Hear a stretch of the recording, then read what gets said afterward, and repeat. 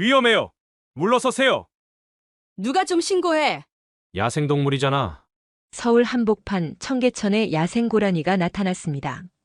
패닉에 빠진 시민들이 비명을 지르며 뒤로 물러섰죠. 그런데 그때 한 젊은 백인 여성이 군중을 헤치고 나타났습니다. 그녀는 아무 말 없이 고라니 앞에 무릎을 꿇었어요. 사람들은 숨을 죽였습니다. 이 낯선 외국인 여성은 대체 누구일까요? 그리고 왜 위험을 감수하고 야생동물에게 다가간 걸까요? 지금부터 청계천에서 벌어진 기적 같은 이야기를 시작하겠습니다. 잠깐만요. 혹시 지금 어디서 듣고 계신가요? 구독과 좋아요 미리 눌러주시면 건강하고 행복한 기운 듬뿍 받으실 거예요. 저는 그날 아침 청계천을 걷고 있었습니다. 서울 한복판이었죠. 11월의 공기는 차갑고 맑았어요. 고층 빌딩 사이로 흐르는 인공 하천 옆으로 단풍잎들이 바닥에 깔려 있었습니다. 저는 소리를 들을 수 없지만 세상을 느낄 수는 있었어요. 발밑의 진동. 사람들이 지나갈 때 일어나는 공기의 흐름. 누군가 웃을 때 느껴지는 가슴의 떨림. 관광객들이 사진을 찍고 있었습니다. 직장인들은 출근길에 서둘러 지나갔죠. 저는 그들의 입술 움직임을 관찰하곤 했어요. 커피 마시고 싶다. 회의 늦겠어. 오늘 날씨 좋네. 평범한 아침이었습니다. 아주 평범한. 그런데 갑자기 사람들의 표정이 변했어요. 한 사람이 멈췄습니다.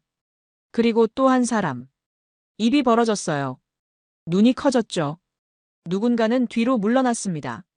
누군가는 핸드폰을 꺼냈어요. 저는 그들의 시선을 따라갔습니다. 천천히 고개를 돌렸어요. 그곳에 작은 고라니 한 마리가 있었습니다. 심장이 벌컥 뛰었습니다. 호흡이 멎었어요. 갈색 털에 까만 눈을 가진 어린 수컷이었죠. 왼쪽 다리를 살짝 절뚝이고 있었습니다. 저는 알아볼 수 있었어요. 석 달 전 제가 구조했던 그 고라니였습니다. 기억이 밀려왔습니다. 동물재활센터의 차가운 진료실. 금속 테이블 위에 떨고 있던 작은 생명. 왼쪽 다리는 골절이었고 눈은 공포로 가득했었죠. 저는 밤마다 그 아이 옆에 앉았었습니다. 말없이. 손으로 머리를 쓰다듬어주며 눈을 마주쳤어요. 입모양으로 속삭였습니다. 괜찮아.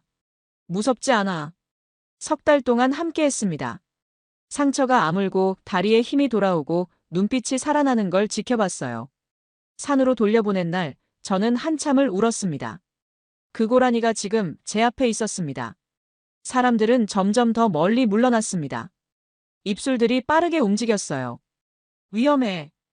누가 좀 신고해. 야생동물이잖아. 공포와 당황이 공기를 채웠습니다.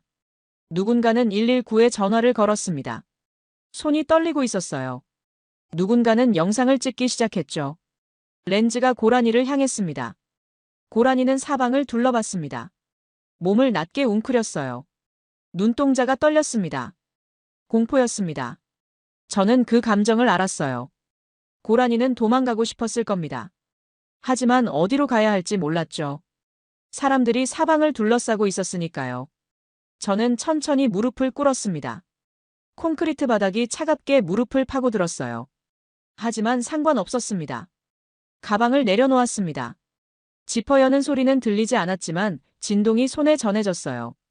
손을 조심스럽게 내밀었습니다. 주변 사람들의 입술이 더 빠르게 움직였습니다. 야, 미친 거 아냐? 물리면 어떡해? 저 외국 여자 뭐 하는 거야? 한 남자가 앞으로 나서려고 했어요. 하지만 옆 사람이 팔을 잡았습니다. 저는 멈추지 않았어요. 고라니의 눈을 똑바로 바라봤습니다. 그 눈 속에서 저는 봤습니다. 기억을. 그 아이도 저를 기억하고 있었어요. 입모양으로 말했죠. 나야. 기억해? 고라니의 귀가 움직였습니다. 코를 벌름거렸어요. 그때였습니다. 한 남자가 군중을 헤치고 나왔어요. 50대 정도 돼 보이는 얼굴이 붉은 남자였습니다. 손에 쇼핑백을 들고 있었죠. 당장 저거 잡아야 해. 그의 목소리는 들리지 않았지만 표정은 읽을 수 있었습니다. 분노였어요. 아니, 분노보다 더 깊은 무언가였습니다. 두려움. 사람 다치면 누가 책임질 건데. 그는 주변 사람들을 향해 손을 휘둘렀습니다. 쇼핑백이 흔들렸어요. 야생동물이 도심에 있으면 안 되는 거 아닙니까? 당장 포획해야죠. 몇몇 사람들이 고개를 끄덕였습니다. 맞는 말인 것 같은데. 위험하긴 하지. 하지만 다른 사람들은 저를 봤습니다. 걱정스러운 눈빛이었어요. 군중이 웅성거리기 시작했습니다. 공기가 무거워졌어요. 긴장이 팽팽해졌습니다. 저는 입술을 꾹 깨물었습니다. 손이 떨렸지만 내밀었던 팔은 거두지 않았어요. 고라니를 향한 제 손은 여전히 그 자리에 있었습니다. 기다리고 있었어요. 그때 사이렌 소리가 났을 겁니다. 저는 듣지 못했지만 사람들의 고개가 일제히 돌아갔어요. 구조대 차량이 도착했습니다. 주황색 제복을 입은 남자가 내렸어요. 30대 후반쯤 돼 보였습니다. 키는 컸고 어깨는 넓었죠. 얼굴은 딱딱했지만 눈빛은 차분했습니다. 그는 주변을 둘러봤습니다. 사람들을 봤어요. 고라니를 봤습니다. 그리고 저를 봤죠. 몇 초간 우리의 시선이 마주쳤습니다. 그는 천천히 저를 향해 걸어왔습니다. 걸음은 조심스러웠어요.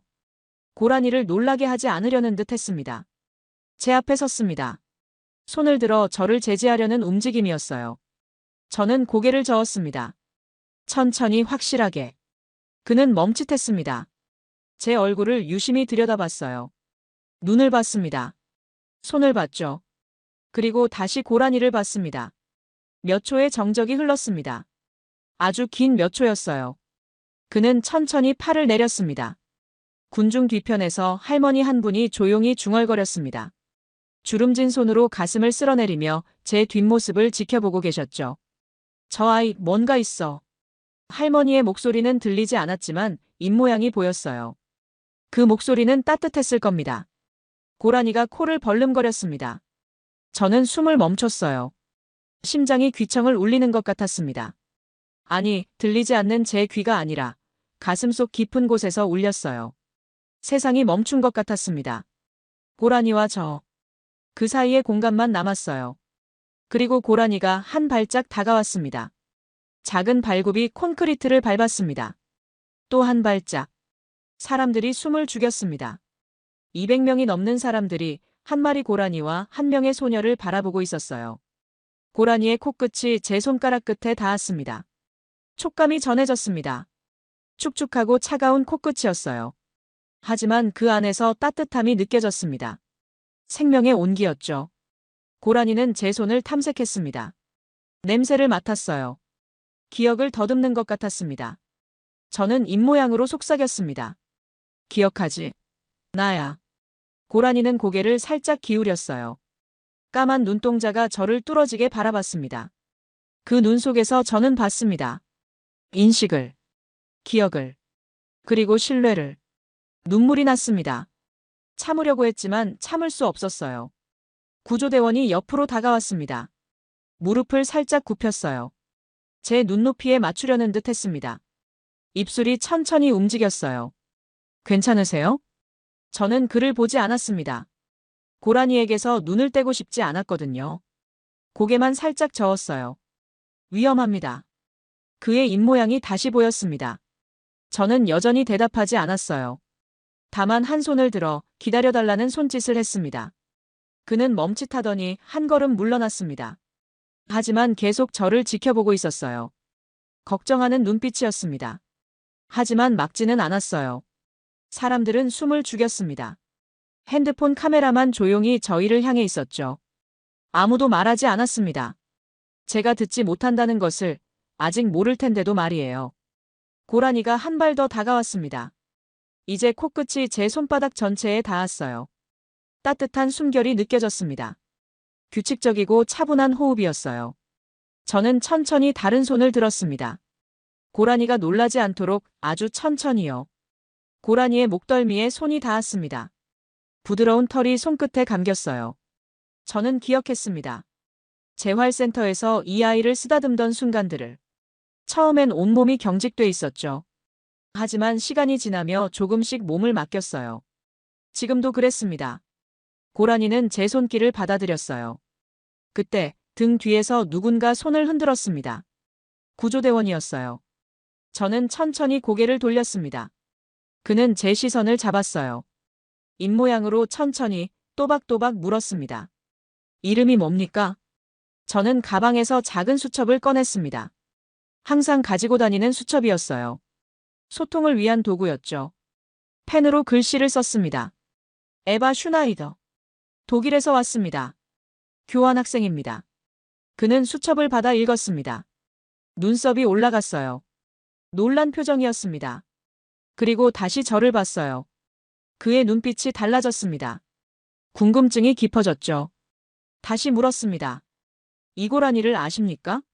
저는 고개를 끄덕였습니다. 수첩을 돌려받아 다시 썼어요. 석 달 전 제가 구조했습니다. 왼쪽 다리 골절. 재활센터에서 석 달간 돌봤어요. 구조대원은 고라니의 다리를 봤습니다. 정말로 왼쪽 다리를 살짝 절뚝이고 있었죠. 그는 길게 한숨을 내쉬었습니다. 어깨가 내려갔어요. 그리고 저를 똑바로 봤습니다. 진지한 눈빛이었어요. 당신 말을 못하시는 겁니까? 저는 또 고개를 끄덕였습니다. 수첩에 천천히 정확하게 썼어요. 청각장애 2급. 거의 듣지 못합니다. 하지만 동물은 괜찮아요. 동물과는 소통할 수 있어요.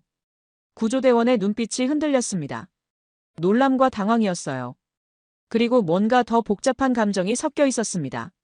존경, 연민, 그리고 혼란. 그는 입술을 꾹 다물었습니다. 턱을 만졌어요. 갈등하는 모습이었습니다. 군중 속에서 할머니가 나지막이 말했습니다. 쟤 말 못하는 것 같아. 옆 사람에게 속삭이는 목소리였지만 저는 입모양으로 알 수 있었어요. 사람들이 웅성거렸습니다. 분위기가 바뀌었죠. 아까처럼 겁먹거나 화내는 표정이 아니었어요. 뭔가 다른 감정이었습니다. 궁금증, 연민, 그리고 감탄. 한 여성이 손으로 입을 가렸습니다. 눈이 붉어졌어요. 한 남성은 고개를 천천히 끄덕였습니다. 이해한다는 듯이요. 저는 다시 고라니를 봤습니다. 입모양으로 말했어요. 무섭지 않아. 여기 나야. 안전해. 고라니는 제 무릎에 코를 비볐습니다. 마치 인사하듯이요. 구조대원이 무릎을 완전히 꿇었습니다. 저와 눈높이를 정확히 맞췄어요. 손에 수첩을 들고 입을 천천히 움직였습니다. 이 고라니를 어떻게 하고 싶으십니까? 저는 그의 눈을 봤습니다. 진지했어요. 진심으로 묻고 있었습니다. 저는 수첩을 받았습니다. 천천히 답을 썼어요. 산으로 보내주세요. 다칠까봐 무서워서 내려온 거예요. 아마 저를 찾아온 것 같아요. 사람들이 놀래키지만 않으면 스스로 돌아갈 겁니다. 그는 수첩을 오래 들여다봤습니다. 아주 오래요. 입술을 꾹 다물고 턱을 만지고 눈을 감았다 떴습니다. 갈등하는 모습이었어요. 원칙은 포획이었을 겁니다. 야생동물이 도심에 나타나면 안전하게 잡아서 산으로 옮기는 것. 매뉴얼에 그렇게 써 있었을 거예요. 하지만 지금 상황은 달랐죠. 고라니는 제 옆에 조용히 앉아 있었습니다. 사람들을 향해 도망가지도 공격하지도 않았어요. 그저 저를 믿고 있는 것처럼 보였습니다. 구조대원은 길게 숨을 내쉬었습니다. 어깨가 올라갔다 내려갔어요. 그리고 수첩에 썼습니다. 알겠습니다. 당신을 믿어보겠습니다. 그 문장을 보는 순간 눈물이 쏟아졌습니다. 구조대원이 천천히 일어났습니다. 무릎에 먼지를 턴 뒤 군중을 향해 돌아섰어요. 손을 들었습니다. 여러분, 잠시만 조용히 해주십시오. 사람들이 웅성거림을 멈췄습니다. 모두가 그를 봤어요. 제 이름은 서명진입니다. 119 동물 특수구조팀 소속입니다. 그의 목소리는 차분했을 겁니다. 사람들의 표정이 진지해졌거든요. 이 여성은 독일에서 온 교환학생입니다. 에바 슈나이더. 수의학을 전공하고 있고 석 달 전 이 고라니를 직접 치료했습니다. 군중이 술렁였습니다. 진짜? 와. 대박. 서명진이 잠시 멈췄습니다. 그리고 천천히 조심스럽게 말했어요. 그리고 이 학생은 청각장애가 있습니다. 말을 거의 듣지 못합니다. 순간 정적이 흘렀습니다. 깊고 무거운 정적이었어요. 사람들은 저를 다시 봤습니다. 눈빛이 완전히 달라졌어요. 놀라움, 존경, 그리고 미안함. 한 여성이 눈물을 닦았습니다. 한 남성은 고개를 숙였어요. 아까 그 붉은 얼굴의 남자, 최만수도 입을 다물었습니다. 하지만 여전히 불편한 표정이었어요. 저는 천천히 일어났습니다. 고라니도 따라 일어났어요. 서명진이 저를 봤습니다. 어떻게 하실 겁니까? 저는 청계천 상류를 가리켰습니다. 산 쪽이었어요. 그리고 고라니를 봤습니다. 입모양으로 천천히 말했어요. 이제 갈 시간이야. 집으로. 고라니는 제 손을 한 번 더 핥았습니다. 따뜻하고 축축한 혀가 손등을 스쳤어요. 그리고 몸을 돌렸습니다. 천천히 청계천을 따라 걷기 시작했어요. 사람들은 숨을 죽였습니다. 아무도 움직이지 않았어요. 200명이 넘는 군중이 한 마리 고라니를 지켜보고 있었습니다. 그때 최만수가 다시 나타났습니다. 잠깐! 그는 앞으로 나섰어요. 얼굴이 더 붉어져 있었습니다. 이거 뭐 하는 짓입니까? 그는 서명진을 향해 소리쳤습니다. 저 동물 그냥 보내면 어떡합니까? 다시 내려오면요? 그때 사람 다치면 누가 책임집니까? 서명진은 차분히 대답했습니다. 책임은 제가 지겠습니다. 최만수는 코웃음을 쳤어요. 말도 안 돼. 이게 쇼 아닙니까? 그는 저를 가리켰습니다. 저 외국인 여자 뭔지도 모르잖아요. 말도 못한다면서요? 저는 그를 똑바로 봤습니다. 그의 눈 속에서 저는 봤습니다. 분노가 아니었어요. 두려움이었습니다. 깊은 상처에서 나온 두려움. 저는 보청기를 꺼냈습니다. 평소엔 잘 안 끼는데 오늘은 가져왔었어요. 천천히 귀에 꽂았습니다. 세상이 들려오기 시작했어요. 웅웅거리는 소음, 물소리, 바람소리, 그리고 사람들의 웅성거림. 입을 열었습니다. 목소리를 냈어요. DONTBAFRAID. 제 목소리는 떨렸습니다. 정확하지 않았을 거예요. 발음이 어색했을 겁니다. 하지만 진심이었습니다. 최만수는 입을 다물었습니다. 눈이 흔들렸어요. 저는 계속 말했습니다. 나트 데인저러스. 더듬거렸습니다. 단어가 정확히 나오지 않았어요. 하지만 멈추지 않았습니다. He is. 프렌드. 사람들이 조용해졌습니다. 완전히요. 그때 할머니가 앞으로 나왔습니다. 문옥순 할머니였어요. 주름진 손으로 최만수의 팔을 잡았습니다. 그만 좀 해요. 할머니의 목소리는 작았지만 단호했을 겁니다. 최만수가 할머니를 봤거든요. 할머니는 제게로 다가왔습니다. 따뜻한 눈빛으로 저를 바라봤어요. 가까이 오셔서 제 손을 잡았습니다. 따뜻했어요. 그리고 천천히 또박또박 입모양으로 말씀하셨습니다. 얘야. 저는 할머니의 입술을 읽었어요. 울지 마라. 저는 그제야 제 뺨이 젖었다는 걸 알았습니다. 눈물이 흐르고 있었어요. 저 아이도 생명이란다. 할머니의 눈에도 눈물이 고여 있었습니다. 너처럼, 나처럼, 우리 모두처럼. 저는 할머니를 안았습니다. 꼭요. 할머니도 저를 안아주셨어요. 할머니 품에서 묵은 비누 냄새와 따뜻함이 느껴졌습니다. 고라니는 멀어지고 있었습니다. 천천히 하지만 확실하게. 청계천 상류를 향해 걸어가고 있었죠. 사람들이 길을 열었습니다. 자연스럽게요. 누구도 막지 않았어요. 오히려 조용히 박수를 쳤습니다. 소리 없는 박수였을 겁니다. 아니, 소리는 있었겠죠. 하지만 저에게는 들리지 않았어요. 대신 저는 느낄 수 있었습니다. 공기의 떨림을, 사람들의 마음을, 그들의 가슴에서 나오는 따뜻함을. 고라니가 마지막으로 돌아봤습니다. 저를 향해. 저는 손을 흔들었어요. 입모양으로 말했습니다. 잘 가. 행복해. 고라니는 고개를 한번 끄덕이는 것처럼 보였습니다. 그리고 모퉁이를 돌아 사라졌어요. 서명진이 제 옆에 섰습니다. 수첩에 뭔가를 썼어요. 당신 덕분에 오늘 기적을 봤습니다. 정말 감사합니다. 저는 고개를 저었습니다. 수첩에 답했어요. 아니에요. 저도 감사해요. 다시 만날 수 있어서. 그리고 믿어주셔서. 할머니가 제 손을 계속 잡고 계셨습니다. 따뜻했어요. 군중은 천천히 흩어졌습니다. 하지만 많은 사람이 저를 향해 고개를 숙였어요. 존경의 표시였습니다. 어떤 사람은 손을 흔들었어요. 어떤 사람은 눈물을 닦았죠. 어떤 사람은 그냥 미소 지었습니다. 청계천은 다시 평온을 되찾았습니다.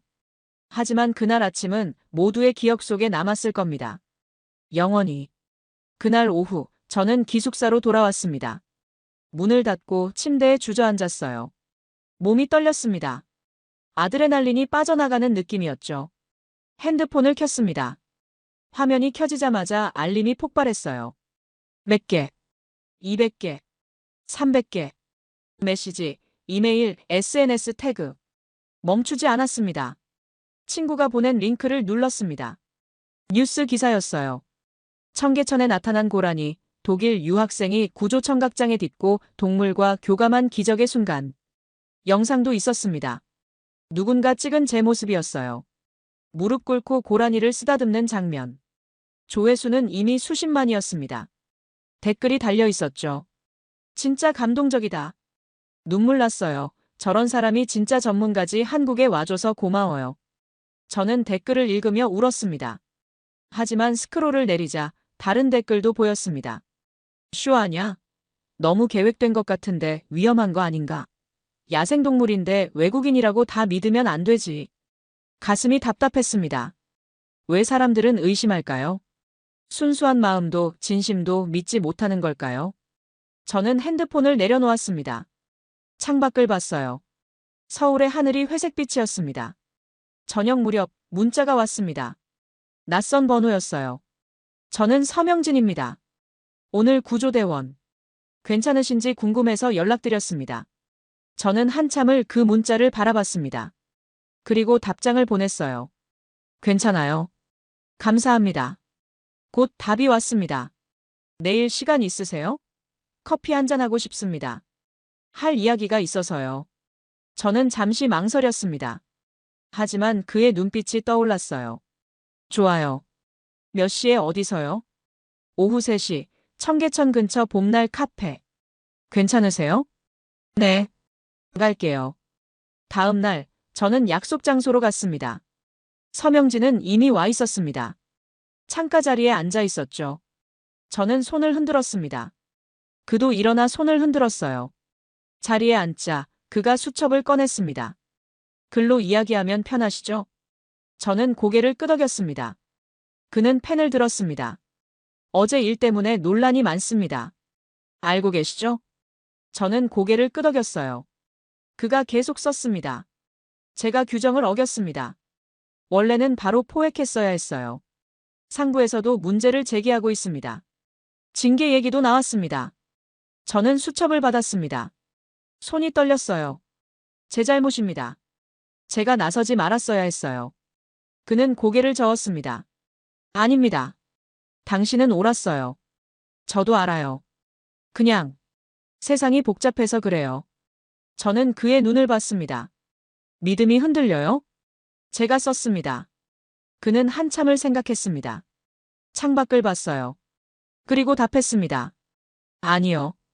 흔들리지 않습니다. 당신을 믿습니다. 그날 한 선택을 후회하지 않아요.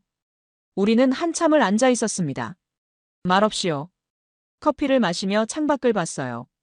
사람들이 지나갔습니다. 하지만 우리는 알았습니다. 어제 그 순간이 평범하지 않았다는 것을요. 일주일이 지났습니다. 고라니는 다시 나타나지 않았어요. 뉴스는 조금씩 조용해졌습니다. 다른 이슈들이 그 자리를 채웠죠. 하지만 저는 매일 청계천을 걸었습니다. 혹시 고라니가 다시 올까 봐서요. 어느 토요일 오후였습니다. 날씨가 좋았어요. 가을 햇살이 따뜻했습니다. 청계천은 사람들로 붐볐어요. 가족 단위 나들이객들이 많았습니다. 아이들이 뛰어놀고 연인들이 손을 잡고 걸었죠. 저는 다리 위에 서서 물을 내려다봤습니다. 맑았어요. 물고기들이 헤엄치는 게 보였습니다. 그때였습니다. 상류 쪽에서 움직임이 느껴졌어요. 사람들의 표정이 변했습니다. 호란이었습니다. 심장이 벌컥 뛰었습니다. 온몸이 긴장했어요. 저는 천천히 계단을 내려갔습니다. 사람들이 웅성거리기 시작했습니다. 저거 고라니 아냐? 또 나타났네. 지난번 그 고라니? 누군가 핸드폰을 꺼냈습니다. 신고하려는 듯 했어요. 저는 서둘러 다가갔습니다. 고라니 앞에 섰죠. 고라니는 저를 봤습니다. 기억하는 눈빛이었어요. 반가워하는 눈빛이었습니다. 저는 무릎을 꿇었습니다. 손을 내밀었어요. 고라니가 바로 다가왔습니다. 머리를 제 손에 비볐어요. 사람들이 모여들었습니다. 하지만 이번엔 달랐어요. 와, 진짜 친한가 봐. 저 외국인 여학생 아냐? 뉴스에 나왔던. 대박, 진짜 알아보네. 공포가 아니라 경이로움이었습니다. 한 아이가 엄마 손을 잡고 물었습니다. 엄마, 저 언니 저 동물이랑 친구야? 그런가 보다. 누군가 말했습니다. 신고해야 하는 거 아냐? 그때 익숙한 목소리가 들렸습니다. 아니, 들리지 않았지만 입모양으로 알 수 있었어요. 제가 처리하겠습니다. 서명진이었어요. 그는 제 옆에 섰습니다. 고라니를 봤어요. 그리고 저를 봤습니다. 눈으로 물었죠. 어떻게 할까요? 저는 보청기를 꺼냈습니다. 평소엔 잘 안 끼지만 오늘은 준비했었어요. 귀에 꽂았습니다. 세상의 소리가 들려왔습니다. 물소리, 사람들의 웅성거림, 바람소리, 그리고 고라니의 숨소리. 입을 열었습니다. DONTBAFRAID. 목소리가 떨렸습니다. 하지만 이번엔 조금 더 자연스러웠어요. He is my friend. 사람들이 조용해졌습니다. 서명진이 사람들을 향해 말했어요. 여러분, 이 고라니는 위험하지 않습니다. 이 학생이 직접 치료했고 서로 알고 지내는 사이입니다. 제가 책임지고 상황을 관리하겠습니다. 군중이 술렁였습니다. 진짜 교감하는구나. 신기하다.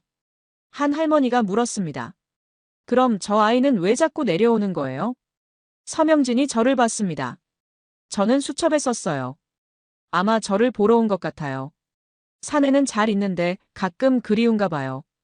저도 그래요. 서명진이 그 내용을 사람들에게 전했습니다. 군중이 탄성을 질렀어요. 아, 진짜 사랑이네. 아이 하나가 엄마 손을 잡고 물었습니다. 엄마, 저 동물도 친구 보러 오는 거예요? 엄마가 웃으며 답했습니다. 그런가 보다. 친구는 소중하니까. 저는 고라니를 쓰다듬었습니다. 따뜻했어요. 입모양으로 말했어요. 보고 싶었어. 나도. 고라니는 제 손을 핥았습니다. 사람들이 조용히 지켜봤습니다. 핸드폰을 들었지만 플래시는 끄고 있었어요. 조용히 존중하며 기록했습니다. 10분쯤 지났을까요? 저는 입모양으로 말했습니다. 이제 돌아가야 해. 사람들이 걱정해. 다음에 또 와. 고라니는 제 얼굴을 한참 바라봤습니다. 그리고 몸을 돌렸어요. 이번엔 천천히 여유롭게 걸어갔습니다. 한 번씩 뒤돌아보면서요. 사람들이 박수를 쳤습니다. 아이들이 손을 흔들었어요. 안녕. 또 와. 고라니는 상류로 사라졌습니다. 서명진이 제 어깨를 가볍게 두드렸습니다. 수첩에 썼어요. 이게 진짜 구조네요. 서로를 구조하는 거. 당신이 고라니를 구조한 게 아니라 고라니도 당신을 구조한 것 같아요. 저는 그 문장을 읽고 울었습니다. 맞았어요. 저도 구조받았습니다. 외로움에서, 단절에서, 침묵에서. 군중이 흩어졌습니다. 하지만 많은 이들이 저에게 인사했어요. 고개 숙이고 손 흔들고 엄지 들어 올리고. 한 할머니가 다가왔습니다. 얘야, 고마워. 오늘 좋은 거 봤어. 저는 고개를 숙였습니다. 그날 저는 알았습니다. 믿음은 규정보다 강하다는 것. 진심은 언어보다 깊다는 것. 그리고 사랑은 종을 넘어선다는 것. 다음 날 아침 세상이 완전히 바뀌어 있었습니다. 저는 핸드폰을 켜자마자 알았어요. 화면이 멈출 정도로 알림이 쏟아졌습니다. 1000개가 넘었어요. 어쩌면 그 이상이었을 겁니다. 기사가 쏟아졌습니다. 청계천 고라니 두 번째 만남도 감동 청각장애 극복한 독일 유학생. 동물과의 교감 재현 서울 도심 한복판. 기적 같은 이야기 전 세계로 퍼져. SNS는 완전히 난리였습니다. 해시태그가 실시간 검색어 1위를 차지했어요. 청계천고라니 에바 슈나이더 기적 의교감 소리 없는 대화. 영상은 수백만 조회수를 넘겼습니다. 댓글이 수만 개였어요. 저는 천천히 스크롤을 내렸습니다. 진짜 눈물 났어요. 이게 진짜 사랑이죠. 청각장애인데도 동물과 이렇게 소통할 수 있다니. 이런 게 진짜 전문가인 것 같아요. 기술이 아니라 마음. 한국에서 공부해줘서 고마워요. 우리가 배워야 해요. 하지만 여전히 다른 목소리도 있었습니다. 너무 미화하는 거 아냐? 위험할 수도 있는데. 야생동물인데 이렇게 접근하는 게 맞나? 또 나타나면 어떡하지? 사고 나면? 전문가라면 규정을 따라야지. 저는 한참을 댓글을 읽었습니다. 좋은 말도 나쁜 말도요. 이상했어요. 칭찬보다 비판이 더 오래 기억에 남았습니다. 왜일까요? 그리고 외신도 보도하기 시작했습니다. 독일 신문에 기사가 났어요. 친구가 캡처해서 보내줬습니다. 독일 학생 에바 슈나이더, 서울에서 야생동물과 기적의 순간. 청각장애를 가진 수의학도 침묵으로 생명과 대화하다. 영국 BBC에도 짧게 언급됐습니다. 서울 도심의 조용한 대화, 장애를 넘어선 교감. 미국 CNN도 영상을 공유했어요. 짧은 클립이었지만 조회수는 빠르게 올라갔습니다. 댓글엔 영어가 가득했습니다. This is the most beautiful thing I've seen. The world needs more people like her. Korea seems like an amazing place for this to happen. 저는 핸드폰을 내려놓았습니다. 가슴이 복잡했어요. 기뻤습니다. 하지만 동시에 두려웠어요. 너무 많은 관심, 너무 많은 기대, 너무 많은 시선. 저는 그저 고라니를 만났을 뿐인데, 그저 반가워서 손을 내밀었을 뿐인데. 오후에 교수님이 부르셨습니다. 연구실로 갔어요. 교수님은 미소 지으셨습니다. 따뜻한 미소였어요. 수첩에 써주셨습니다. 에바, 내가 우리 학교의 자랑이다. 정말 잘했어. 수의학이 뭔지를 보여줬어. 저는 고개를 숙였습니다. 부끄러웠어요. 수첩에 답했습니다. 죄송해요. 소란 피운 것 같아서요. 학교의 피해를. 교수님이 손을 저으셨어요. 고개를 크게 저으셨습니다. 다시 쓰셨어요. 피해. 천만에. 내가 보여준 건 진짜 전문가의 모습이야. 동물을 이해하고 존중하고 교감하는 것. 기술도 중요하지만 마음이 더 중요해. 넌 그걸 가지고 있어. 교수님이 잠시 멈추셨다가 덧붙이셨습니다. 많은 사람들이 너를 보고 싶어 해. 인터뷰 요청도 엄청 많고. TV 출연 제의도 있어. 하지만 내가 원하지 않으면 다 거절할 거야. 내 의사가 제일 중요해. 저는 한참을 생각했습니다. 그리고 수첩에 썼어요. 인터뷰는 괜찮아요. 하고 싶어요. 동물들에 대해서 이야기하고 싶어요. 사람들이 이해했으면 좋겠어요. 동물도 감정이 있고 기억이 있고 사랑할 수 있다는 걸. 교수님이 고개를 끄덕이셨습니다. 일주일 동안 여러 인터뷰를 했습니다. 신문 기자, 잡지 기자, 온라인 매체 기자. 대부분 글로 답변했어요. 어떤 기자는 수어 통역사를 데려왔지만 저는 수어를 잘 못했습니다. 독일 수어와 한국 수어가 달랐거든요. 그래서 수첩으로 소통했어요. 기자들은 친절했습니다. 천천히 질문했고 제 답을 기다려줬죠. 한 기자가 물었습니다. 왜 동물을 좋아하세요? 저는 천천히 정확하게 썼습니다. 동물은 거짓말을 하지 않아요. 말이 아니라 마음으로 이야기하죠. 소리가 아니라 눈빛으로, 몸짓으로, 존재로 소통해요. 저처럼 귀가 잘 안 들리는 사람에게 그게 더 편한 대화예요. 더 진실한 대화고요. 고라니를 처음 만났을 때 어땠나요? 무서웠어요. 작은 생명이 닫혀 있었고 살 수 있을지 확신할 수 없었어요. 하지만 눈을 보니 알 수 있었어요. 얘도 무섭다는 걸. 살고 싶다는 걸. 그래서 제가 먼저 안심시켜야겠다고 생각했습니다. 다시 만날 거라고 생각했나요? 아니요. 산으로 잘 돌아갔다고 생각했어요. 다시는 못 볼 줄 알았죠. 하지만 청계천에서 다시 봤을 때 정말 놀랐어요. 그리고 기뻤습니다. 저를 기억해준다는 게, 찾아와 준다는 게 믿을 수 없을 만큼 행복했어요. 청각장애가 동물과의 교감에 도움이 된다고 생각하세요? 저는 이 질문에 한참을 생각했습니다. 그리고 길게 답했어요. 도움이라기보다 다른 방식인 것 같아요. 소리를 듣지 못하니까 다른 걸 더 잘 느껴요. 미세한 몸짓, 눈빛의 변화, 공기의 흐름, 긴장과 이완. 동물들도 그렇게 소통하거든요. 말보다 감각으로요. 그래서 제가 조금 더 이해할 수 있는 것 같아요. 기사들이 나갔습니다. 반응은 뜨거웠어요. 한 할머니가 댓글을 달았습니다. 손녀한테 이 기사 읽어줬더니 울더라고요. 자기도 에바처럼 되고 싶대요. 요즘 세상에 이런 따뜻한 이야기가 있다는 게 신기하고 고마워요. 에바 학생, 우리 손녀한테 꿈을 줘서 고마워요. 다른 댓글도 있었습니다. 우리 아들이 청각장애예요.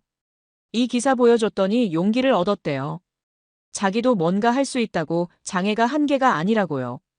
정말 감사합니다. 저는 수의사입니다. 10년 넘게 일했는데 에바 학생 보면서 초심을 떠올렸어요. 기술보다 마음이 먼저라는 것. 감사합니다. 저는 그 댓글들을 보고 한참을 울었습니다. 제가 누군가에게 희망이 된다는 것, 용기가 된다는 것. 그게 이렇게 벅찰 줄 몰랐어요. 하지만 여전히 비판도 있었습니다. 한 동물학 전문가가 방송에 나와 말했습니다. 야생동물과의 과도한 교감은 위험합니다. 동물이 사람에게 의존하게 되면 야생성을 잃을 수 있어요. 이런 식으로 미화하면 일반인들도 따라할 수 있습니다. 사고로 이어질 수 있어요. 맞는 말이었습니다. 저도 알았어요. 그래서 다음 인터뷰에서 명확히 밝혔습니다. 저는 전문 교육을 받은 수의학도입니다. 3개월 동안 그 고라니를 치료하고 재활시켰어요. 서로를 알고 신뢰가 쌓인 상태였죠. 일반인들은 야생동물에게 절대 다가가면 안 됩니다. 위험해요. 동물도 사람도요. 하지만 그 말조차 논란이 됐습니다. 그럼 전문가만 할 수 있다는 거야? 엘리트주의 아냐? 결국 자기 자랑하려고 한 거네. 저는 점점 지쳐갔습니다. 무엇을 말해도 어떻게 설명해도 누군가는 비난했어요. 서명진이 문자를 보냈습니다. 괜찮아요? 비판 기사 많이 나오던데. 신경 쓰지 마세요. 당신은 잘못한 게 없어요. 저는 답했습니다. 괜찮아요. 이해해요. 사람들은 두려워하는 거예요. 통제할 수 없는 것을, 예측할 수 없는 것을요. 저도 가끔은 두려워요. 그가 다시 보냈습니다. 당신은 용감해요. 정말로요. 규정과 편견을 넘어선 용기. 그게 진짜 전문성이에요. 저는 그 문자를 보고 울었습니다. 그날 저녁 문옥순 할머니가 기숙사로 찾아오셨습니다. 경비실에서 연락이 왔어요. 깜짝 놀라 내려갔습니다. 할머니는 작은 보자기를 2개 들고 계셨어요. 얘야.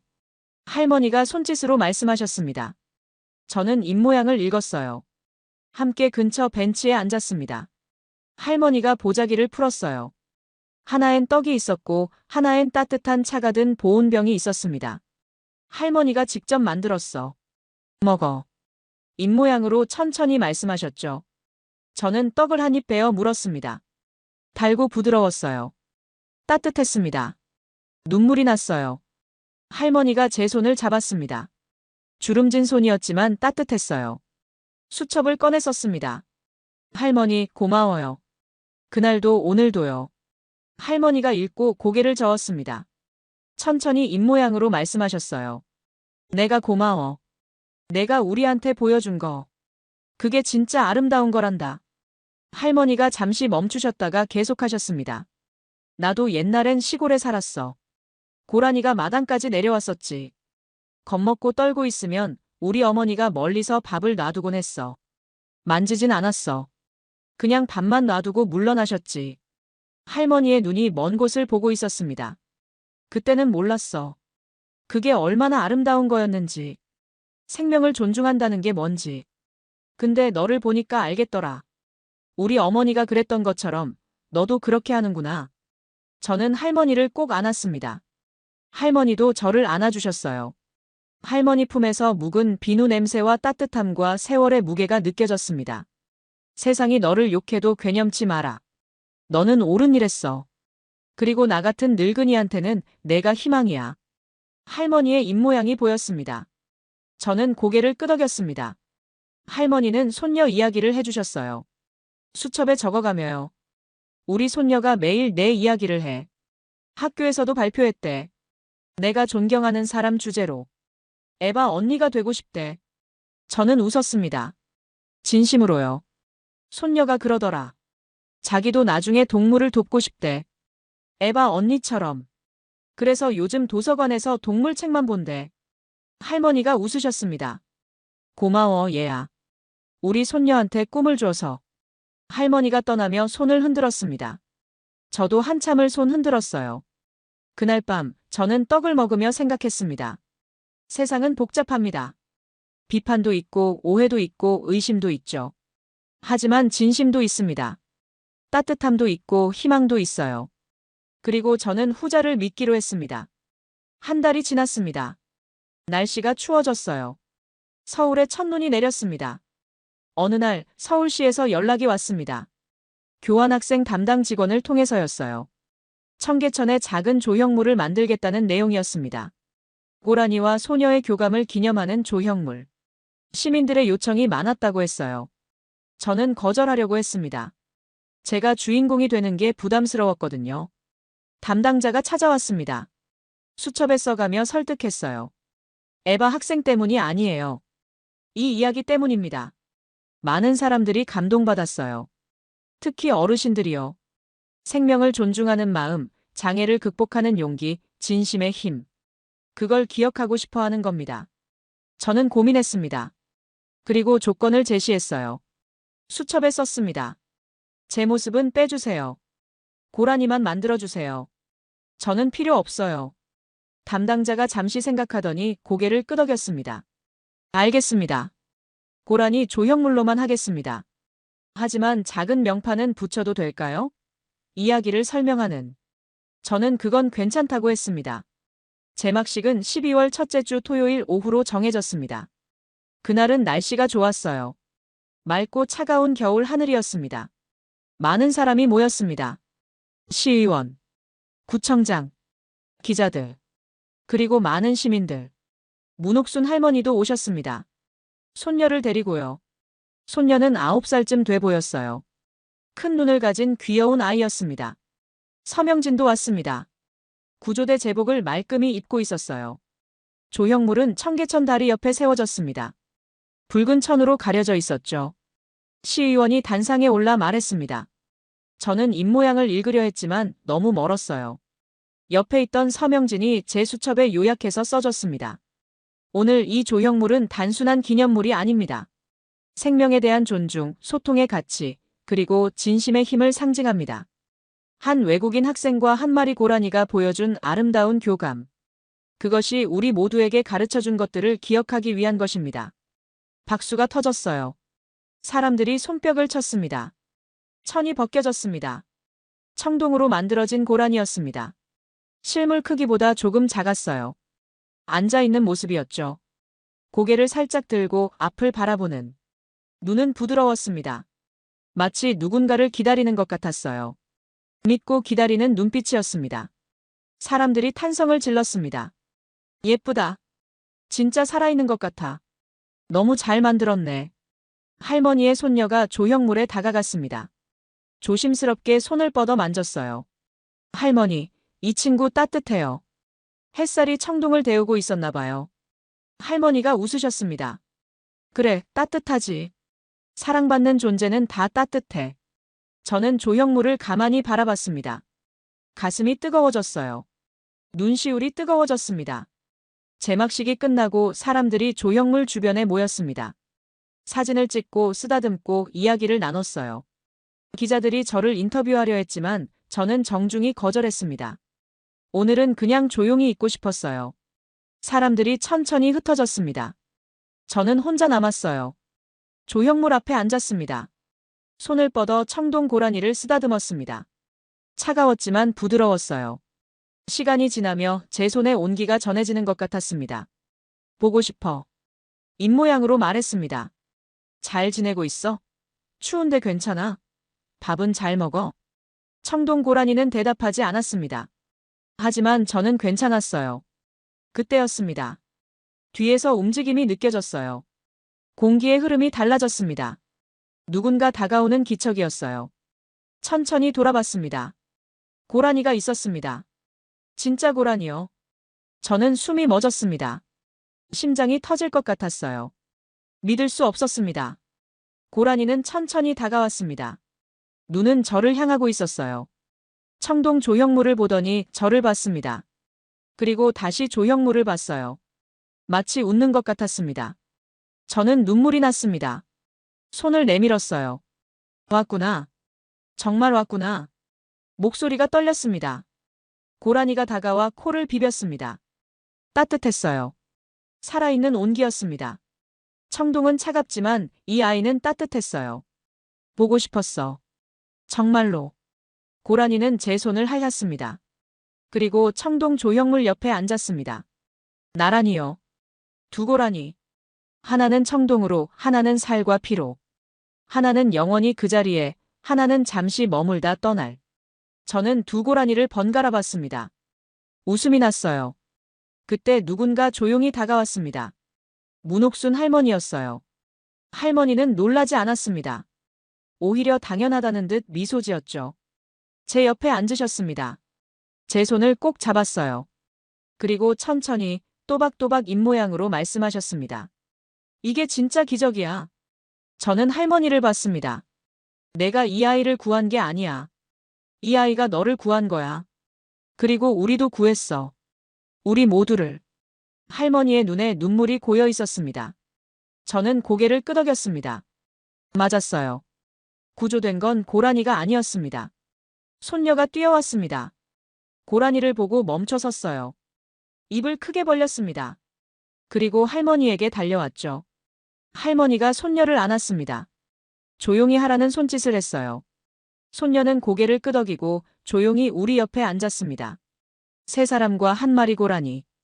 그리고 하나의 청동 조형물. 우리는 한참을 그렇게 있었어요. 말없이요. 해가 기울었습니다. 석양빛이 청계천을 물들였어요. 주황빛과 붉은빛이 물 위에서 춤췄습니다. 고라니가 일어났습니다. 저를 한번 봤어요.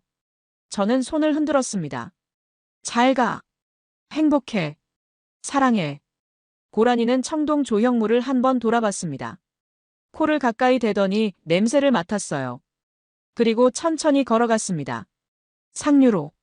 할머니가 제 어깨를 토닥였습니다. 괜찮니? 저는 고개를 끄덕였습니다. 눈물을 닦았어요. 행복해요. 정말로요. 할머니가 웃으셨습니다. 그래. 너도 저 아이도 다 행복해 보여.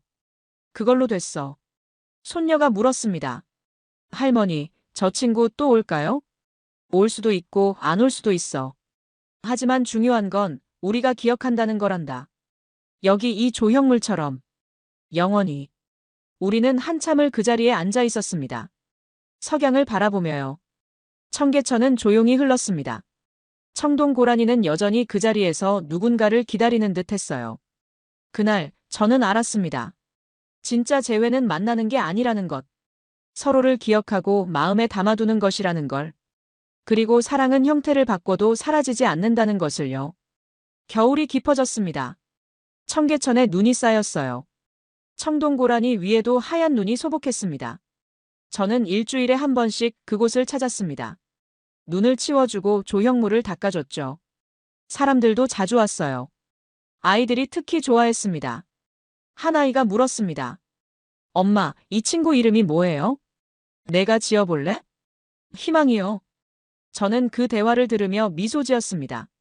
어느 날 서명진이 찾아왔습니다. 커피 2잔을 들고요. 우리는 청계천을 걸었습니다. 그가 수첩을 꺼냈어요. 곧 독일로 돌아가죠? 저는 고개를 끄덕였습니다. 다음 주요. 그가 썼습니다. 많이 아쉬울 것 같아요. 저는 미소 지었습니다. 저도요. 하지만 좋은 기억만 가져갈 거예요. 우리는 조형물 앞에 섰습니다. 서명진이 수첩에 썼습니다. 그날 구조한 게 뭐였는지 생각해요. 고라니를 구조한 게 아니었어요. 우리를 구조한 것 같아요. 저는 수첩을 받았습니다. 저도 구조됐어요. 외로움에서, 단절에서. 고라니가 가르쳐줬어요. 말이 없어도 대화할 수 있다는 것. 서명진이 고개를 끄덕였습니다. 공항 가는 날 아침이었습니다. 문옥순 할머니가 손녀와 함께 오셨어요. 또 떡을 싸우셨습니다. 비행기에서 먹어. 저는 꼭 안아드렸습니다. 얘야, 언제든 돌아와. 여기는 내 집이기도 하니까. 손녀가 편지를 건넸습니다. 언니, 나중에 읽어요. 서명진이 공항까지 배웅 나왔습니다. 출국장 앞에서 그가 마지막으로 썼어요. 언제든 돌아오세요. 청계천에 당신을 기다리는 친구가 있잖아요. 저는 웃으며 고개를 끄덕였습니다. 꼭 올게요. 비행기가 이륙했습니다. 서울이 점점 작아졌어요. 창밖을 보며 생각했습니다. 그날 구조된 건 고라니가 아니었습니다. 저였어요. 외로웠던 제가, 소통하지 못했던 제가, 고라니를 통해 배웠습니다. 마음은 소리 없이도 전해진다는 것. 진심은 언어를 넘어선다는 것. 사람들도 구조됐습니다. 바쁜 일상 속에서 생명의 소중함을 잊고 살던 사람들. 서로 다름을 이해하지 못하던 사람들. 우리 모두 그날 함께 구조됐습니다. 저는 손녀가 준 편지를 꺼냈습니다. 에바 언니에게. 언니는 제 영웅이에요. 저도 나중에 언니처럼 되고 싶어요. 할머니가 그러셨어요. 진짜 용기는 두려워도 사랑을 선택하는 거래요. 언니가 그런 사람이래요. 또 만나요, 언니. 사랑해요. 저는 편지를 읽고 한참을 울었습니다. 그리고 깨달았습니다. 진짜 구조는 한 번의 행동이 아니라는 것. 계속되는 것이라는 것. 저는 눈을 감았습니다. 고라니의 따뜻한 숨결이 느껴지는 것 같았습니다. 할머니의 따뜻한 손길도요. 서명진의 믿음도. 소리는 들리지 않았습니다. 하지만 마음은 들렸어요. 생명은 소리가 아니라 마음으로 통한다는 것. 우리는 알게 됐습니다. 그리고 저는 평생 기억할 겁니다. 서울의 겨울, 청계천의 고라니, 그리고 침묵 속에서 피어난 가장 아름다운 대화를.